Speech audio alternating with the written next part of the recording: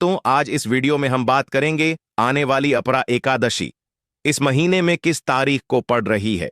23 या 24 मई जो एकादशी है, अपरा एकादशी का व्रत कब रखा जाएगा, व्रत का पारण कब किया जाएगा, पूजा विधि क्या है, पूजा का शुभ मुहूर्त क्या है, संपूर्ण जानकारी हम आपको एक छोटी सी वीडियो के माध्यम से देने जा रहे हैं। दोस्तों, यह जो एकादशी है ना, अपरा एकादशी, यह सौभाग्य देने वाले एकादशी है। सौभाग्य कैसा? ऐसा सौभाग्य कि यदि कोई अभागी नहीं, स्त्री अपरा एकादशी का एक व्रत मंत्र कर ले, उसका सौभाग्य जाग जाता है। जिस व्यक्ति के यहां संतान प्राप्ति नहीं हो रही, यह जिसके पास हाथों की लकीरों में दुर्भाग्य हो या कहीं की बधुआ हो, तो वह दोष हमेशा के लिए मिट जाता है। एकादशी के प्रभाव से सौभाग्य जागृत होता है। अपरा एकादशी सौभाग्य को जगाने वाली है, आपके जीवन की सभी दुखों का अंत करने वाली है। एकादशी आपके जीवन में आर्थिक परेशानी चल रही है, तो अपरा एकादशी इसका एक उत्तम उपाय हो सकता है। आपके जीवन में क्लेश चल रहा है और मोक्ष की कामना करते हैं, तो इससे बड़ा कोई उपाय हो नहीं सकता। आज के इस वीडियो में हम बात करेंगे कि इस एकादशी का व्रत करना किस तरह से है, इसमें किस चीज के दान का भी पूजा का विधान है, इस व्रत के नियम क्या है, इस एकादशी में कुछ चीजों को त्यागना होता है, और अपरा एकादशी में कुछ ऐसी चीज हैं जिनका आपको सेवन नहीं करना होता है या प्रयोग नहीं करना होता है। वह कौन सी वस्तु में है, कौन सी चीज हैं जिनको आप इस एकादशी में एक दिन पहले ही त्याग देंगे। इसके नियम क्या रहेंगे, किस विधि से इस व्रत को करना चाहिए, इस पूजन से इसको करना चाहिए, दान क्या रहेंगे, कारण कब होगा, कैसे होगा, क्या समय रहेगा, एकादशी व्रत किस दिन यह करना है, शुभ मुहूर्त क्या रहेगा, पूजा का समय क्या रहेगा। इस प्रकार से इस संपूर्ण जानकारी इस आने वाली अपरा एकादशी के बारे में आपको प्रदान की जाएगी। हम यहां पर पंचांग और पुराणों के आधार पर जानकारी प्रस्तुत करते हैं। कौन सा व्रत, कौन सा त्योहार कैसे मनाना है, क्या आप पूजा विधि है जो पुराणों में लिखी होती है वह हम आपको बताते हैं। व्रत कब करना है, समय क्या रहेगा, शुभ मुहूर्त क्या रहेगा, जो पंचांग हमें बताते हैं वह हम आपको बताते हैं। तो इसी प्रकार की लाभदायक जानकारी प्राप्त करते रहना चाहते हैं, चैनल को अवश्य ही सब्सक्राइब कर लीजिएगा। जानकारी आरंभ करें उससे पहले आपसे निवेदन है कि वीडियो यदि थोड़ा भी उपयोगी लगे तो कृपया एक बार लाइक अवश्य कर दीजिएगा। एक लाइक हमारे लिए बहुत महत्वपूर्ण होता है। अपनी मनोकामना पूर्ति के लिए, अपने व्रत की सफलता के लिए कमेंट बॉक्स में अवश्य लिखिएगा, ओम नारायण नमः। इस मंत्र की बहुत अधिक महिमा है। इस ज्येष्ठ माह में यह मूल मंत्र है, वैसा का जितना अधिक हो सके इस मंत्र को लिखिए, जहां अवसर मिले वहां लिखिए। जो पूजा कर रहे हैं उसमें इसका प्रयोग कीजिए। तुलसी को जल दे रहे हैं, बोलिए ओम नारायण। पीपल को जल दे रहे हैं, बोलिए ओम नारायण। नम पूजन कर रहे हैं, स्नान कर रहे हैं, एक ही मंत्र का जाप कीजिए, ओम नारायण नारायण। कमेंट कर रहे हैं, लिखिए ओम नारायण। जितना अधिक लिखेंगे, जितना अधिक बोलेंगे, इस पूरे वैशाख माह में उसका कई हजार गुना पुण्य आपको प्राप्त होगा। यह पुराने की बात है, पद्म पुराण में वर्णित है। हमने आपको विस्तृत जानकारी दी थी विस्तृत वीडियो में कि क्या महिमा है। वैसा लिए जानकारी आरंभ करते हैं, बात करते हैं आने वाले एकादशी के बारे में। प्रथम अर्थात कृष्ण पक्ष की एकादशी होगी और इसका नाम होगा अपरा एकादशी। वह एकादशी है जो आपके जीवन का दुर्भाग्य मिटा सकती है। किसी एकादशी के बारे में जो पुराणों में वर्णन मिलता है ना, वह यही मिलता है कि यह अपरा एकादशी वह एकादशी है जो इस दुनिया में सर्वाधिक पुण्य देने वाली है। किस प्रकार से पुराणों में सबसे बड़ा दान क्या है, कन्यादान, और अन्य दान से बड़ा कोई भी दान पुराणों में नहीं बताया गया है। हमारे सनातन धर्म हिंदू धर्म की बात करें तो सबसे बड़ा दान अनुदान है। इससे देवता, मनुष्य और पितृ तीनों को रोड तृप्त और प्रसन्न किया जा सकता है। इसीलिए इसको महादान और सबसे बड़ा दान कहते हैं। यह होता है कन्यादान। आप जानते हैं, अपरा एकादशी का एक व्रत करने से आपको 1000 कन्यादान करने का फल प्राप्त होता है। जितना अनुदान और कन्यादान दोनों को मिलाकर फल आपको प्राप्त होगा, उतना केवल एक वर्ष में एकादशी आपको कहूंगा कि एकादशी को दिन खोलकर कीजिए, भगवान का पूजन कीजिए, विधि से पूजन कीजिए, विधि से कथा श्रवण करिए और विधि से व्रत कीजिए। यह व्रत आपके इस जीवन के संकट को तो दूर करेगा ही, परलोक को भी सुधरेगा। यह वह व्रत नहीं है कि केवल परलोक में आपका काम आएगा, नहीं, यह इस लोक में भी काम आएगा। अर्थात यदि आप विधि अपरा एकादशी का पूजन विधान से करते हैं तो आपका सौभाग्य जागृत होगा। आपके जीवन में जो भी परेशानियां चल रही होंगी, चाहे वह आर्थिक परेशानी चल रही है, चाहे वह शारीरिक परेशानी चल रही है, मानसिक परेशानी, ग्रह क्लेश चल रहा है, किसी से लड़ाई झगड़ा चल रहा है, या काम ठीक से नहीं चल रहा है, व्यापार नौकरी आदि की परेशानी है, जो भी जीवन में परेशानी है ना, उसका हाल यह वर्तनी व्रत को विधि से कीजिएगा, विधान से कीजिएगा, नियम से कीजिएगा। इसके नियम अन्य अपरा एकादशियों से थोड़े अलग है। अर्जुन, नियम आपको बताए जाएंगे, वह ऐसा नहीं है कि मैं अपने आप कुछ बता दूंगा जो लिखा है पुराणों में, वही आपको मैं आप बताने जा रहा हूं। आप बात करते हैं कि इस एकादशी का पूजन अपने कैसे करना है, साथ ही इस एकादशी के नियम क्या रहेंगे, और साथ बताएंगे कि इसका कर्तव्य करना कब है। एकादशी को जो व्रत करते हैं या अपरा एकादशी को व्रत जो भी करने वाले हैं, उन्हें दशमी तिथि से त्याग कर देना चाहिए। कुछ ऐसे कार्य हैं जो नहीं करना चाहिए, जैसे कांसे से के बर्तन में भोजन करना। यह आप दशमी तिथि को ही, अर्थात व्रत के एक दिन पहले ही बंद कर देंगे। व्रत के एक दिन पहले से आपको कहां से के बर्तन में भोजन नहीं करना चाहिए। मांस वगैरह आदि का सेवन तो आप सभी जानते नहीं करना चाहिए। मसूर की दाल नहीं खाने चाहिए, चने की दाल नहीं खानी चाहिए, आंख हरी सब्जियां नहीं खानी चाहिए। गोंडा का साथ जो आता है, चना का साथ नहीं खाना है। गोंडा का साग नहीं खाना है। मधु अर्थात शहर प्रयोग नहीं करना है। अब आप कहेंगे, पंडित जी, शहर अगर प्रयोग नहीं करना है तो पंचामृत कैसे बनाएंगे? पंचामृत में आप शहर के स्थान पर गंगा जल मील दीजिएगा। दूसरे का अन्य आपको दशमी तिथि को ही त्याग कर देना है। भारत ने अपरा एकादशी पर आपको दूसरे का अन्य नहीं खाना है। एक दिन पहले भी दशमी तिथि को दूसरी बार भोजन भी नहीं करना है। दशमी तिथि को ही भोजन भी एक ही समय करना है। दोपहर के बाद अन्य ग्रहण नहीं करना है। और स्त्री प्रसंग अर्थात ब्रह्मचर्य का पालन भी आप एक दिन पहले ही आरंभ कर देंगे कि वह नियम है जिनका पालन आपको अवश्य रूप से इस आने वाली अपरा एकादशी के व्रत में करना चाहिए। और व्रत वाले दिन की बात करते हैं तो व्रत वाले दिन आपको पान नहीं खाना चाहिए। यदि किसी की आदत है पान खाने की, दुकान, गुटखा आदि, उसको व्रत में नहीं खाना चाहिए। यह व्रत को खंडित करता है। दातुन नहीं करना चाहिए। जो आप मंजन प्रयोग करते हैं ना, यह मंजन भी प्रयोग नहीं करना चाहिए, क्योंकि इसमें भी या तो नमक आता है या केमिकल आता है। दूसरे की निंदा नहीं करनी चाहिए, दूसरे की चुगली नहीं करनी चाहिए, और पापी मनुष्यों के साथ तो आपको बातचीत भी नहीं करनी चाहिए। सब त्याग देना चाहिए। क्रोध नहीं करना चाहिए। मिथ्या भाषण का त्याग कर देना चाहिए। और व्रत वाले दिन अगर भोजन की बात करें, आहार की बात करें, तो फल आहार का सेवन करना चाहिए। तेल और अन्य तथा नामक, यह तीनों ही चीज इस दिन वर्जित बताई गई हैं। इनका सेवन भी आपको नहीं करना चाहिए। यह वह वस्तुएं हैं जिनका आपको परित्याग करना है, अर्थात में का प्रयोग और बंद कर देना है दशमी तिथि से। और जो एकादशी वाली चीज हैं कि एकादशी को क्या नहीं खाना है, वह हमने आपको बताइए कि इसका व्रत पूजन कैसे करेंगे। तो अपरा एकादशी के व्रत वाले दिन वृद्धि को सूर्य उदय से पहले अवश्य उठ जाना चाहिए।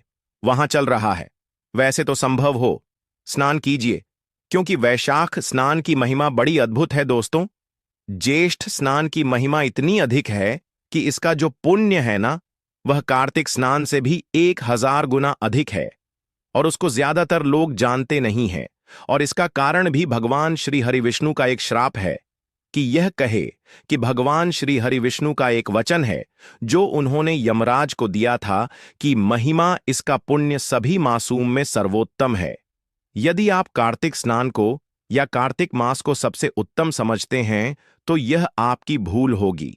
एक बार उसे वीडियो को सुनिएगा जिसमें हमने पद्म पुराण से पूरा विवरण निकाल कर ले आपके लिए कि किस प्रकार से भगवान विष्णु स्वयं इस मानस के बारे में वर्णन कर रहे हैं, और क्यों इस मास की जो महिमा अर्थात इसकी जो जानकारी है यह हम लोगों के बीच में वह कम होती जा रही है। इसका कारण क्या है? कलयुग में इस मास के बारे में अधिकतम लोग जानते नहीं हैं, इसकी महिमा, इसके महत्व को नहीं जान पा रहे हैं। इसका कारण क्या है? यह उसे वीडियो से झांत होगा।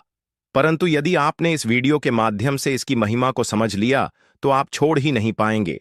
इस ज्येष्ठ मास में स्नान दान होने के कार्य करना कितना अधिक पुण्य है साहब। वर्णन आता है कि यमराज स्वयं भयभीत हो गए। वैशाख मास के पुण्य को जब पृथ्वी वालों ने प्राप्त करना शुरू किया था, उनका पूरा नरक रोग खाली हो गया, यमलोक खाली हो गया, यमदूतों को कोई मिलता नहीं था, क्योंकि सब ज्येष्ठ स्नान करके अपने पाप धो लेते थे।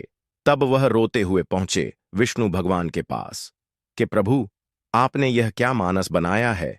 यह तो 7 पीढ़ी के जो पुराने जीव मेरे यहां नरक में पड़े थे, उनके साथ में पीढ़ी में आकर स्नान कर लिया। आपका पैसा आपका, और वह वहां से तृप्त हो गए। मेरा तो काम ही बंद हो गया। बड़ा ही रोचक प्रसंग है, इसको अवश्य सुनिएगा। तो एकादशी वाले दिन आपको सूर्योदय उठाना है। उठने के बाद स्नान आदि करके अपनी पूजा स्थल के साथ सफाई कीजिए और पूजा स्थल पर सामग्री एकत्र करके आसन लगाकर बैठ जाइए।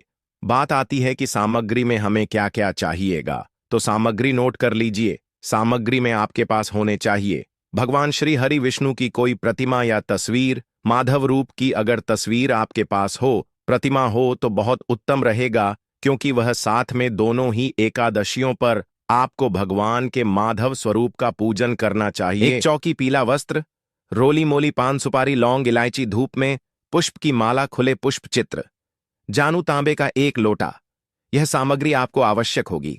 साथ ही पंचामृत बनाने के लिए कच्चा दूध, दही, घी, शहद और शक्कर, यह 5 चीज पंचामृत बनाने के लिए। क्योंकि एकादशी व्रत है, इसमें शहर प्रयोग नहीं होगा, तो उसके स्थान पर गंगाजल की सारी वस्तुएं आप एकत्र कर लीजिए। सामग्री एकत्र कर लीजिए। तांबे का लोटा लीजिए, उसे बच्चों से मांझिए और उसमें पहले गंगाजल भरिए, फिर उसमें शुद्ध जल भर लीजिए। आसन लगाकर बैठ जाइए और पूजन आरंभ कीजिए। एक पुष्प से सभी सामग्री पर और स्थान पर पहले छींटें दीजिए। इसका लाभ यह होगा कि इससे जो स्थान है, जो सामग्री है, वह सभी पवित्र हो जाएगी।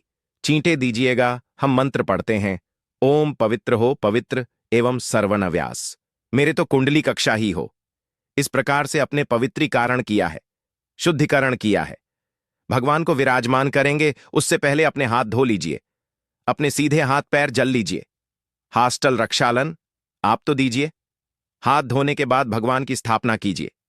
चौकी बिछाइए। चौकी पर पीला वस्त्र अगर है तो वह भी चाहिए। और भगवान को स्थापित करने से पहले प्रार्थना कीजिए कि हे ईश्वर ही परमात्मा, हम आपके यहां आवाहन कर रहे हैं, आप यहां विराजमान हो, और भगवान की तस्वीर को स्थापित कर दीजिए।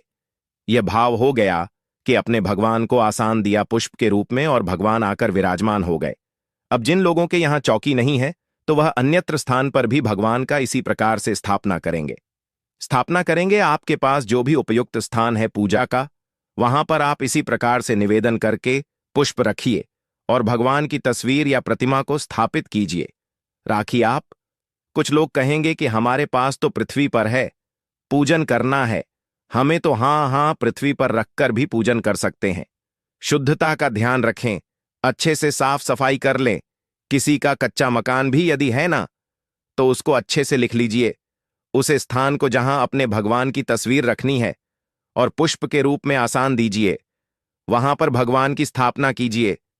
वही फल है जो चौकी पर मिलेगा। और कहते हैं कि मुझे स्थान से अंतर नहीं पता लगता, मुझे आपका भाव जानना है। अगर आप भाव से पूजन करेंगे तो मेरे लिए सोने की चौकी पर बिठाने वाला और पृथ्वी पर बिठाने वाला दोनों ही बराबर है, दोनों ही समान। जिसको जितना मैंने दिया है उसको उसी अनुसार मेरा व्रत पूजन करना। स्थापना करने के बाद सामने दीपक रखिए। गीता दिया घी के दिए के नीचे भी आसान दीजिएगा। दीपक को कभी पृथ्वी पर नहीं रखते हैं या कहीं भी सीधा नहीं रखते हैं, आसान देते हैं और धूप रखिएगा। अब आपको दीपक को प्रचलित कर लीजिए, धूप को प्रचलित कर लीजिए और संकल्प कीजिए। व्रत करने का संकल्प करने के लिए अपने सीधे हाथ में जल लीजिए।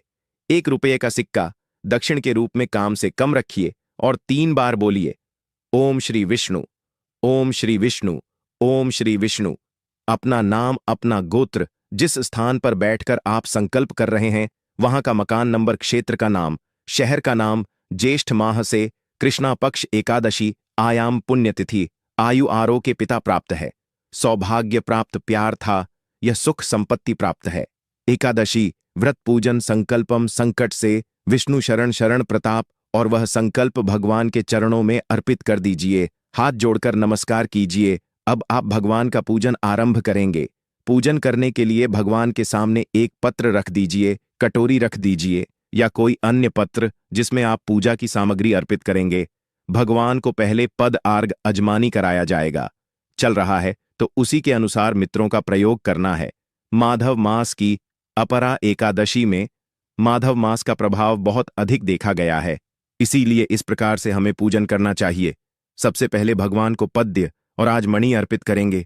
पद्य के रूप में 1 चम्मच जल अर्पित कीजिएगा। ओम भूर्भुव स्व श्री माधवय वैष्णव नमः पद्यम समर्पयारी के रूप में जल्पित कीजिए। भगवान माधव का पूजन करते हैं, भगवान के माधव स्वरूप का पूजन कर रहे हैं। ओम भूर्भुव स्वनारायणम के रूप में 1 चम्मच जल आप परमात्मा को अर्पित कीजिए। आज मैंने कराएंगे ओम भूर्भुव नम के रूप में 1 चम्मच अर्पित कीजिए। भगवान को स्नान करेंगे। स्नान के लिए 1 चम्मच जलापित करेंगे। जिनके पास प्रतिमा है वह प्रतिमा को नहीं लेंगे। ओम भूर्भुव स्व माधव आय नमः पंचामृत बनाया, कच्चा दूध दही शहद के स्थान पर गंगा जल और शक्कर। ओम भूर्भुव स्व श्री माधवय नमः पंचामृत स्नान पंचम समर्पण। शुद्ध जल से स्नान करेंगे। शुद्ध जल संस्थान करने के लिए 1 चम्मच जल शुद्ध कीजिएगा। ओम भूर्भुव करेंगे। वस्त्र के रूप में मौलिक का एक टुकड़ा थोड़ी है और वह भगवान को अर्पित कीजिए। ओम भूर भुवा स्वाहा वस्त्रम समर्पयारियों पवित्रम, या क्यों पवित्र पित करेंगे। जनवरी लीजिए, उसे पर तिलक कर लीजिए होली से और वह अर्पित कीजिएगा। ओम भूर्भुव नमः को चंदन लगाएंगे। चंदन लगाइए पवित्रम। इसके बाद भगवान को पुष्प की माला पहनाएंगे। पुष्प अर्पित करने के बाद धूप दीप दिखाएंगे। ओम भूर्भुवा स्वाहा रूपम समर्पयामि श्री नारायण नारायण दिखाएंगे। ओम भूर्भुव स्व श्री माधव आय नमः दीपम दृश्य स्वामी।